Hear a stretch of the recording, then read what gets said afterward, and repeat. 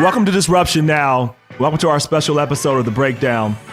As always, I want to invite you to like us and subscribe to us if you're watching us on YouTube. If you're listening via podcast, please write a review. That's how more people can learn about us. More people can be exposed to Disruption Now. And for now, it is my pleasure to be your moderator. I'm Rob Richardson. I'm James Keys. I'm Tunde Ogunlana. And I'm Carlton Washington. Welcome to Disruption Now. It is March Madness, March Madness, March Madness. We're all excited. We're all ready to go, all ready to get our brackets filled out. It's an exciting, fun time. But as you may know, the NCAA is a business. It's a multi-billion-dollar business. But here's the thing. The products of that business, which are the players, don't get any money, can't make any money at all. And the argument is that they're getting a special opportunity to go to school, so that should be enough. The fact that they get to go to school on a full ride, that's enough for the billions of dollars that they produce. But is that enough? Is that right? Should they be paid? And are these players actually being exploited? With me today is my illustrious panel to actually discuss this, and I think we can just start with that. What is your take on the fact that the NCAA is a multi-billion-dollar business, which is exactly what it is, and the people that make this business valuable, the players, don't get a single dollar at all, ever, to actually participate in any of that wealth? What's your thought? Anybody can start. I think it's pretty pathetic, especially once you see what happens to a lot of these athletes on the back end.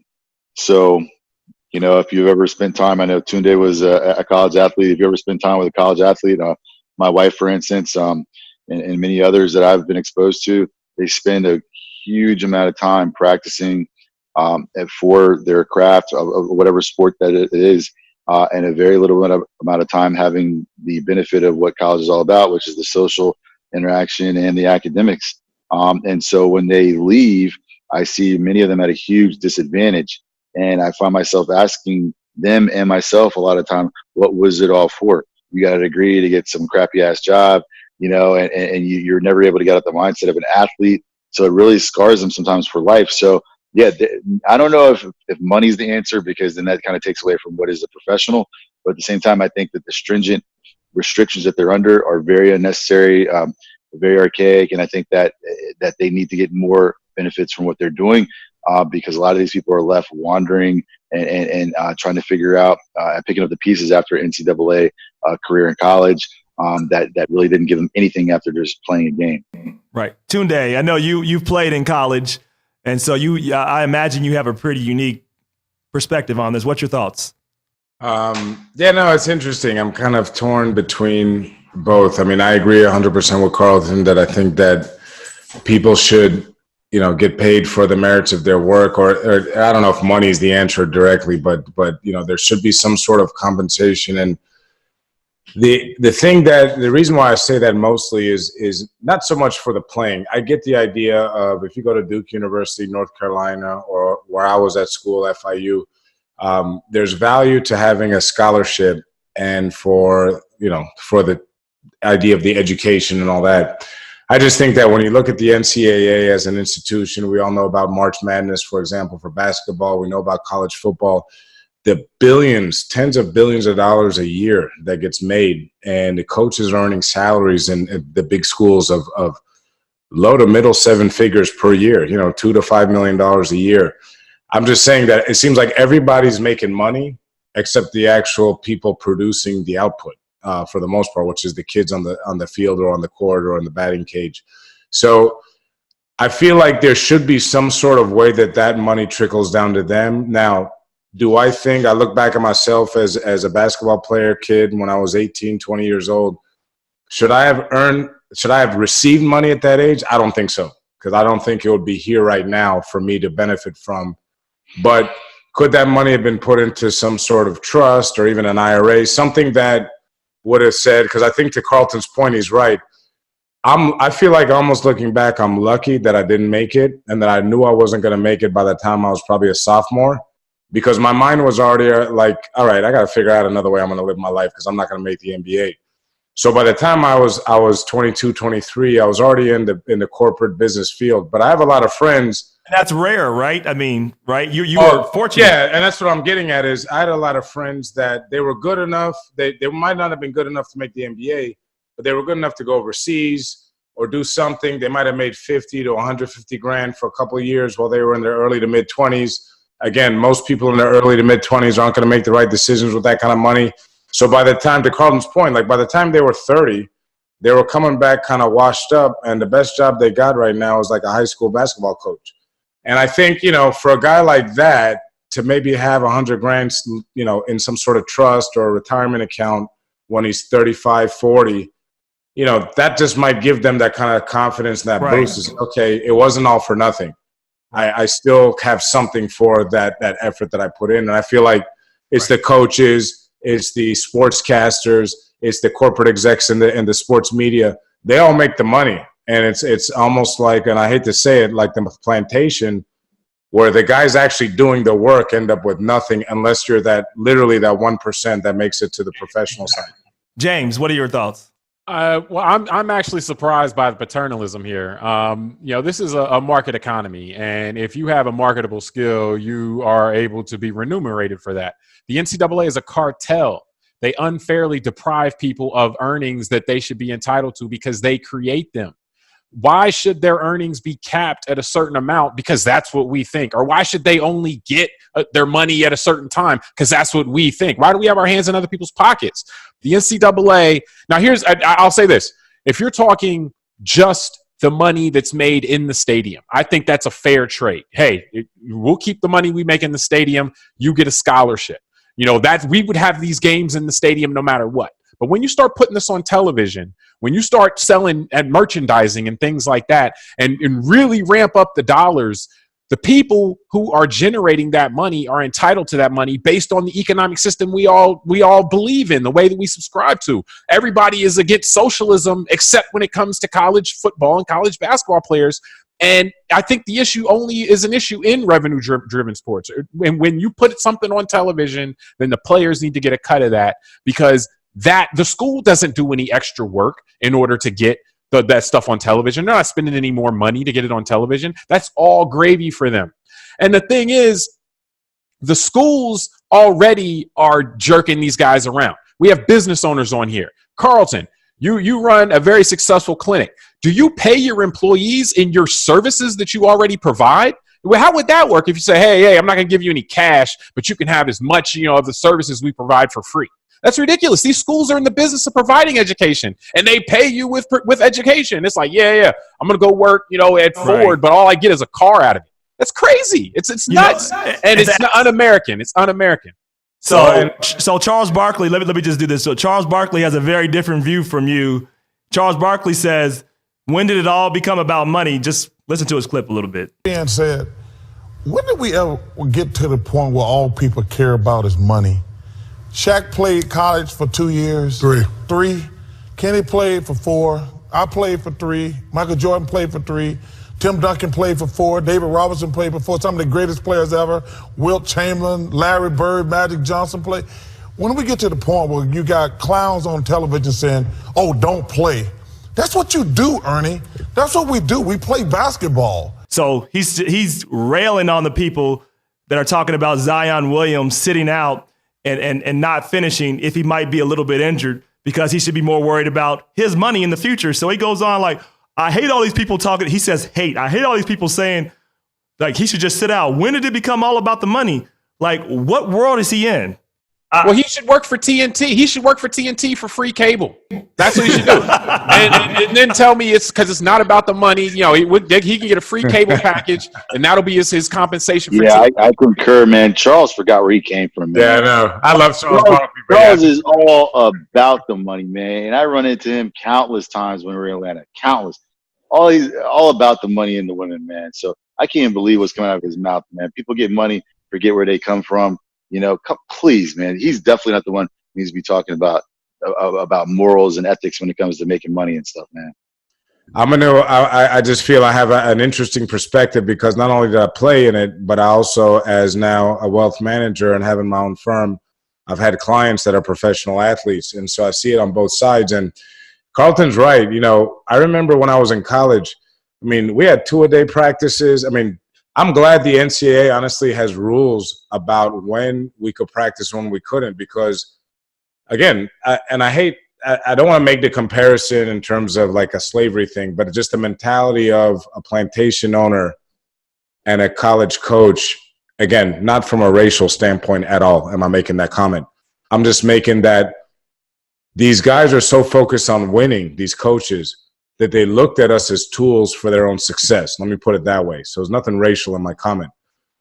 And they would have worked some of us to death, literally, if they didn't have the NCAA rules that say you can't work out at this time of the year or that time of the year. Because I remember there was times we had 2-a-day practices, and physically we were done. Like, you couldn't go to class and study and be alert for in the class. Like, you just were physically done.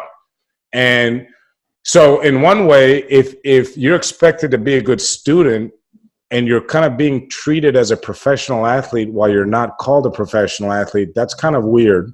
And then the second thing is, I remember I have one client of mine who he's retired now, but when he was in the NBA a few years ago, one of the things that I remember seeing from kind of when we were doing his taxes and his income and all that, he got about $150,000 1099 from EA Sports. And that's because this was part of just, and he got the same amount as a Michael Jordan or LeBron James. You know, that was the Ed O'Bannon case. His name. But yeah, it's the thing is that because they just all were, if we play the game, whether it's the last guy on the bench or the superstar, they all get paid from their name and their likeness being taken by EA Sports or NBA Live. I can go play the same video game for NCAA in college, but those players don't get paid, even though their likeness and their numbers on the same college team is being used, and EA Sports and the PlayStation, everyone else, and Xbox is making money. So that's where I just have an issue. That's such a point because, you know, the Ed O'Bannon case where the federal judge ruled that was illegal, EA Sports said we just won't make the games anymore. They don't make the college games anymore for that reason. Hey, look, we're not going to pay them, so we just won't make the games anymore. That's why it's messed up. Yeah, it's crazy. And others just limit it, you know, and I want to get to that. That's actually the funny thing is I pay the same amount of money for both games as a consumer. So why isn't the guy that's performing that makes me buy the game, why isn't he getting compensated? So there's an answer to that. Yeah, there's a reason. And James, I want you to actually get into that a little bit. But first, I want to play this clip from Donald Day LaHaye, who was a student at, I believe it was FIU. And he was a kicker. Central Florida, I believe. Central Florida, thank you. He was a kicker at Central Florida. He came at FIU, though. Yeah. FIU was in my brain because of you. But he was a kicker there, and he was making YouTube videos. And in the YouTube videos, of course, it mentioned he was a player, and he was starting to make a good amount of income off of that. And the NCAA, being the NCAA, you know, actually, I'm going to play the clip, and we can listen to that on the other side. I guess I can't make any videos that make it obvious that I'm a student athlete, because that makes it seem like I'm using my likeness and my image to make money and all this, which I'm really not. So I don't know, man. The NCAA has like a 400-page rule book, and, you know, they probably don't even let you take a in certain locations. You know, the NCAA came down on him, as you can tell. He was very upset about it. And they basically said he had to either stop making YouTube videos or he's going to have to lose a scholarship. And he stopped going to college because he made more money actually being on YouTube. But I just think it's inherently unfair. And I want you actually to break down, James, what it means to use your likeness and image, and how much of that they actually exploit and what that actually means.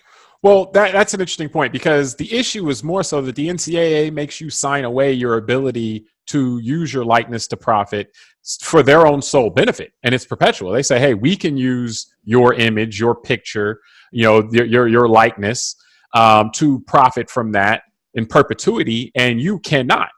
While you're in school, you know, that part. But I want to touch on one point before I go into that a little bit further. There's a clear reason why this system is the way it is. And our capitalist system and our market system, and this is not a criticism on our market system or capitalist system, it's an acknowledgement of reality that should be very obvious to everyone. Nobody gives you something because you're fairly entitled to it. That's not how it works. You have to demand it, and you have to disrupt things in order to make it happen, or else you're not going to get it. You know, professional athletes couldn't get it, couldn't leave a job when their contract was up for decades. They weren't allowed. They were not allowed to leave. Your contract is up. You can only negotiate with the team that you just had. And guess what? That means they could pay you a lot less because you can't negotiate with anymore. That was the status quo for decades. It took lawsuits. It took the union stepping in and becoming stronger to be able to withstand that, so that people could have the opportunity to say, hey, I want to negotiate with other teams when my contract is up. That stuff, they weren't going to just give them that. Nobody's going to give you something in a market system like this unless you demand it, unless you demand it in a way that makes them uncomfortable to where they have to give it to you. That's when it's going to happen. And it's not going to happen for the NCAA athletes until they demand it through unions, through lawsuits. It's working through courts now through lawsuits. And that's the only way that it's going to happen, because the NCAA is never going to say, hey, you know what, it would be fair. You know, we know we gave people scholarships back when we used to make $10,000 a year, and we still give people scholarships now that we make, you know, $100 million a year. So let's give you guys some of that. No, it's not how it's going to work. It's going to have to be demanded. But the likeness issue is another piece of this, because part of one of the compromise, quote unquote, that talked about is, hey, well, why didn't the NCAA at least let these guys market themselves?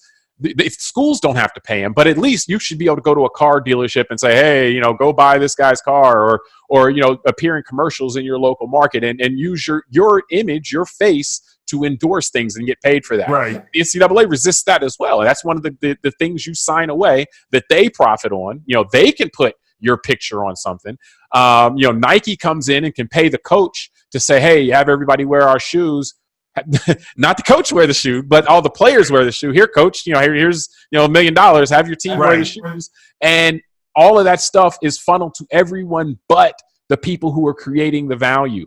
And Tunde, to your point, the coaches, they'll work you to death because they have oftentimes millions of dollars at stake. The coaches wouldn't work you like that if they were just on scholarship and say, hey, yeah, you just work, you know, but that's why I make the plantation level of money. Tied up in. And let me actually, Tunde, I'm gonna let you get in, but I want to get to a final point to really talk about the quality of education that many actually don't get. Finish up your final point, and then I'm going to move to that. Go ahead, Tunde. No, I was just saying that that's why I want to be clear. I mean, I'm not making the plantation example from a racial standpoint or anything like that. It's purely about profit, and that's kind of my point, right? That. So was the so was the plantation, by the way. That's the whole purpose of it. But go ahead. That was the purpose. And I happen to live by the way, I happen to live in a city called Plantation here in Florida. So let's not even go there. But it's a fact. But go ahead. but no, the idea is that you know, I think human beings, whether it's, you know, slavery or any other system, human beings or sweatshops in China. Let's just use things that are a little more modern. Human beings will overlook, you know, the well-being of their fellow humans if they can profit from it. And I really felt that with some of the coaches I played for. And remember, it's all about the personality of the coach. I played for some great coaches that were great human beings. I played for one coach in particular at one point in my life that was a real POS. You could tell that he was just in this game for his own benefit, and we were just tools for him to be leveraged. And it's just, that's why I was saying, I'm glad that the NCAA at least had some rules around it, because as a kid that went into college with a single mom who know nothing about sports, we didn't really know how to vet the coaches and all that. And especially when you're a kid, you're just excited to get in the game, you know, and go to college and do all that. So, and like anything else, right, the coaches are kind of selling you. So you don't really know what you're in for until you get there. And if you get there and it's one of those guys that's going to drive you to your dead, you know, you might just be stuck in that environment. So that's why I kind of feel like, you know, my experience of both the good and the bad experiences, but whether they were good or bad, the reality of you're spending 4 to 5 hours of your day physically draining yourself and then needing 12 hours of sleep, 10 hours of sleep to recover. And then you're supposed to be able to study. Correct. That's my point. You can't be considered a normal student. It's just not fair. And I want to move to that part, because the defense of the NCAA and institutions that defend the current practice is something like this. You have the great opportunity to have a full ride, to get a great education. Most of the people that participate in organized sports go on to get their degrees. True statements. Of course, like every statement, you need to actually look at the details and actually look beneath it to see what's there. And what you see is that most of the time, particularly in the sports like football and basketball that are making the money, a lot of people who get these degrees get degrees that you, for the most part, aren't as useful. General studies and things that you can't do much with. And they come out and get degrees and aren't able to get the competitive jobs that are out there. So they end up having less opportunities, though they produce so many things for the school. That's one of my biggest arguments. And they have let me say this really point. They have a privilege. We talked about privilege in the last show. And some had the point of view that, okay, you have privilege because of the things you've earned. And these student athletes have earned their right to have some privilege. They've worked very hard on their bodies. They've worked very hard on their craft. And they have, and I know this from being involved in sports. I wasn't that good, but I was in the room when I heard some coaches talk to some of the better athletes, telling them things like, why are you spending all your time on geometry? You need to just be focused on football. And so they've made sacrifices, I think, wrongfully so, and they get here and they're not actually able to use the privilege that they have earned. Well, that's why I feel like, because I saw that too, man, and you're absolutely right about that. I mean, coaches would steer kids to the kind of dumbed down stuff and all that, and that's why I feel like there should be some sort of compensation, but I feel like it should be delayed, meaning, like I said, either in some sort of trust or retirement plan, because I just think that because of the fact those kids are being steered in so many directions, they usually have family pressures and all that, that if you give an 18, 19-year-old kid that kind of money at that age, I just think by the time they're 30, it's going to be all squandered. And what do we really do for those kids? You know, like there should be something there that they can look forward to. You know, when I'm 40, I can touch this money. Sure. Carlton. Carlton. 18-year-old professional athletes, should professional athletes who make a lot of money not be? Well, so here, that's an interesting point. So here's where I'll disagree, because they are truly professionals, number one. Number two, we know the type of money that is in professional sports. It's pretty close. Yes. Oh, wait. Actually, that's so. Look at the Duke North Carolina game. Those ticket prices were approaching the Super Bowl. The numbers are pretty comparable. Carlton, wait, you wanted to say something? Wait, hold on, Tunde. Let me get Carlton in. Go ahead. Right. Now, this is going back to what Rob was saying a second ago, and really this boils down to, again, the future of these young people, these students. And you know, again, I want to say college and university is overrated now. It is not like it was in the 80s or the 90s or before. So you're already being sold a dream saying that there's this great benefit in you getting a college education. There's not. Straight up, there's not. And so when these kids are playing sports, I think people need to be more open to the reality of the world these days.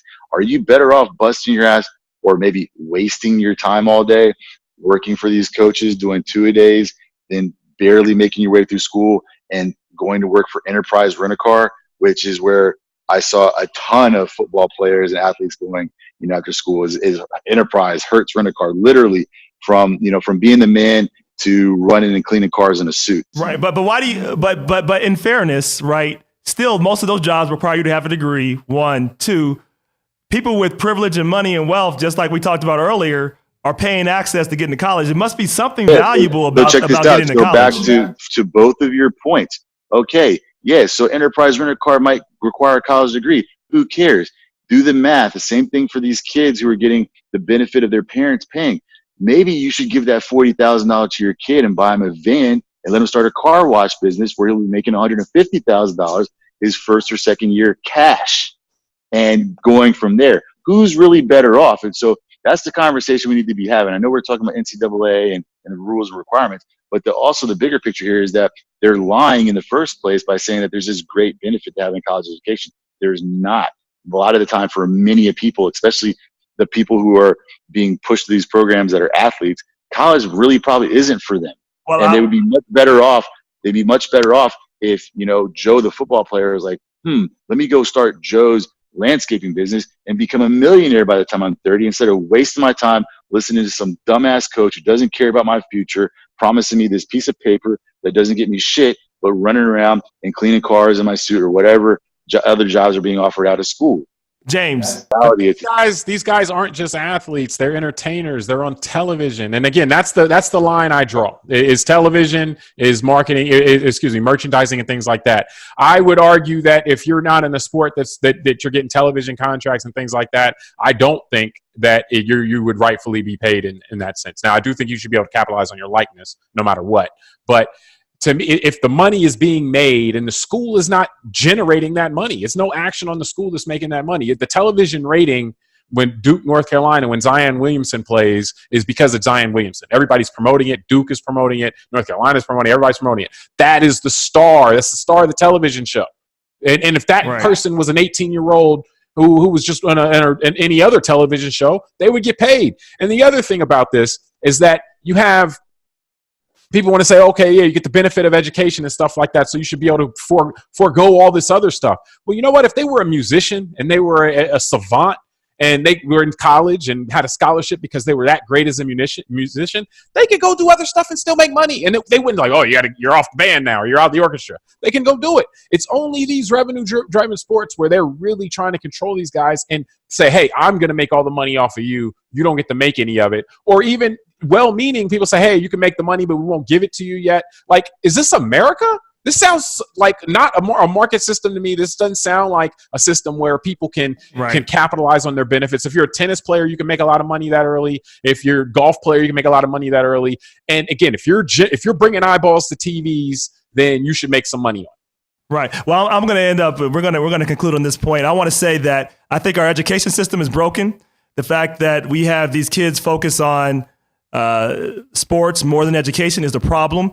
Education is still important. I still think it's important. It's not the end all be all. There are many ways to have an education. You can get a good trade job. You can do lots of things, but you have to have some knowledge. And college is still very beneficial. All of us here went to college. It helps you develop a network if you use it properly. So there are some advantages, but these kids are exploited. They are all their lives geared to focus on sports.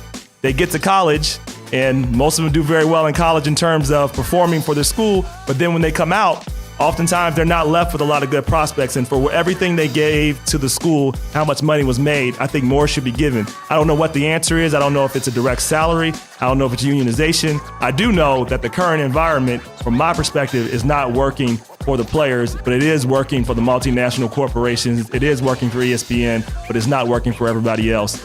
I'm Rob Richardson. Thank you so much for joining us here on Disruption. We'll see you next time.